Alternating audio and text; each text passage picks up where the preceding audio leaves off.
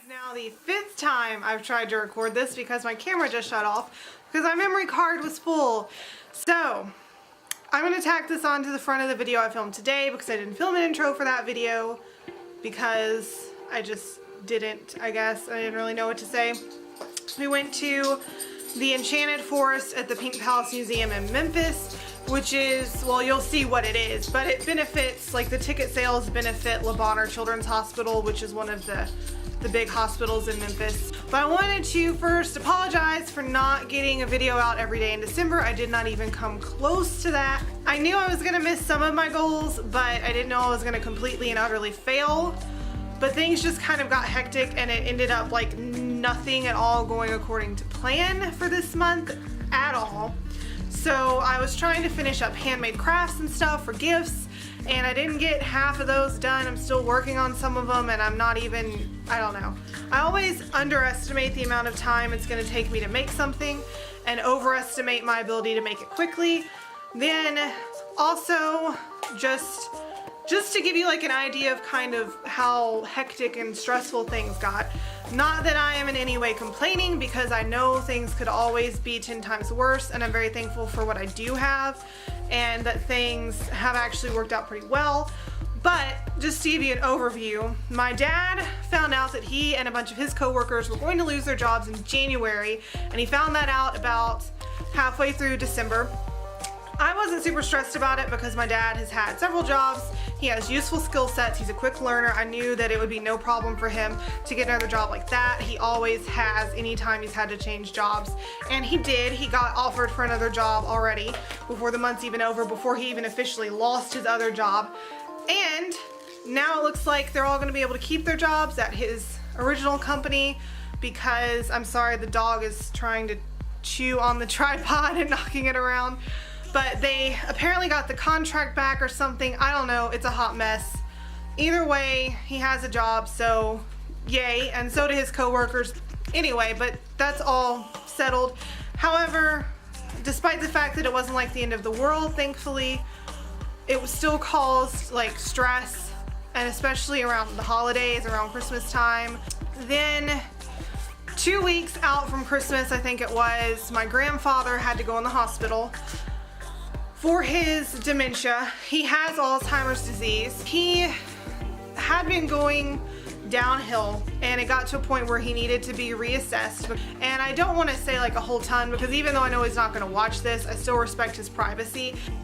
And the fact that he's 90 years old and this is just now getting to the point where something had to really be further done about it is also really great, because I know that Alzheimer's is a disease that can strike much younger, and the younger it starts, the worse it is for the person. So I've been thankful that he is 90 years old and it did start later in life and not earlier in life. So anyway, what happened is that he just had a bad day. Things had gotten to a point where it needed to be reassessed to see what was going on and what could be done and all that. So my aunt, my mom, and myself went down to my grandmother's house and went in to talk to him. I stayed in the car, again, because I wanted to respect his privacy and I didn't want to embarrass him. So I mostly went for moral support. He did agree to go to the hospital, so they went to the hospital. I stayed there with my grandmother, and I actually had, like, given the circumstances, you know, I actually had a really good time because I got to sit and talk with my grandmother for hours, and we hadn't sat and talked like that, just the two of us, in a really, really long time. And she was telling me stories, some things I didn't even know. Like, I found out that her grandmother was a midwife, and I didn't know that she was a midwife, which is really cool because I've always been interested in like birth and stuff. I'm not a midwife, but I love, like, my favorite part of having the farm animals and stuff is the birthing section. I love being there when they give birth and when the new little lives come into the world. So but I stayed there, and it ended up taking so long because hospitals take forever. They left around like 11, my aunt, my mom, and my grandfather, to go to the hospital, and they did not get back to Granny's house until 4 o'clock in the morning. And Granny and I were both still up. I tried to tell her, hey, if you want to go to bed, if you're tired, because I knew she was tired, of course, go to bed, it's fine. But she wanted to wait, you know, and see what happened, and also we both stayed up. it was not hard for me to stay up late because I'm like half nocturnal anyway. And so I didn't get in bed that night until 5 in the morning. And ever since then, my sleep schedule has just been off the wall, random. I've been working my way back into a schedule so that I can be a little bit less sleepy all the time.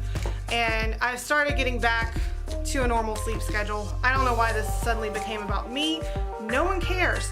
So my grandfather went to the hospital. He stayed there for like, I think a week and a half. And he ended up, they did make the decision that he needed to go into assisted living. And so he went into assisted living on Christmas Eve, the day before Christmas Eve, December 23rd. I really feel that the situation worked out as best that it possibly could, given the circumstances. Like, they found a good place for him where he seems to be happy with the people there. It seems to be like a nice assisted living. And I used to volunteer in nursing homes when I was like a teenager, and I know how bad they can be. But this assisted living that he went into, it seems to be good. I haven't gotten to visit him yet there, but from what I've been reported to, he seems to be enjoying it, and it seems to be a really good place. And I feel like it's something that has been needing to happen just because it's just not safe for him to stay at home anymore. And I 100% believe that if a person can stay at home and be cared for by their family, that is what should be done, no matter whether it's you know, older person, younger person, whatever's going on. I feel like if they can stay at home safely and the family is capable of taking care of them, that's what should happen. But unfortunately, in some cases, it's not possible, and it gets to a point where it's not safe for the person or for the family or whatever for them to continue living at home. And that's kind of where we were with my grandfather, is that it just was no longer safe for him to be staying and living at home. And so now that he's in assisted living, it's sad, obviously, because you don't want that to happen, but it's also kind of bittersweet because I feel relieved because I'm not worrying about it anymore. Like before, it was a source of stress to not know, you know, is he gonna have a bad day? He's had a couple of falls. Is he gonna fall down, you know? And now I know that he's in, I'm sorry, my dogs are making all kind of noise. Now I know that he's in assisted living, and so he's in a safe place. And if something does happen or he does have a bad day, there are people there who are well equipped physically and through experience and training to help him better than what my grandmother could. And of course, all of his children and me, we all work, so we couldn't be there 24/7. I also don't feel like he would be comfortable with that either, you know, because it can be kind of awkward. So anyway, I think that it's a good thing for what it is. I think it's the best that it could be for the situation. And I hate that it had to happen around Christmas because that, you know, just throws a damper over the whole thing. But we don't get to choose sometimes when things happen, so you know, it is what it is, and we made the best of it. We switched around our Christmas plans. Half of my family decided they didn't want to come to Christmas this year anyway. Not even gonna talk about that. It ended up just being me, my parents, Granny, and my aunt and her husband, and my other aunt and her husband. So that was like half of what is usually at our family get-togethers. But we still made like a full thing of food, and I'm glad that we got to do it, even though it was not the way we originally hoped or planned.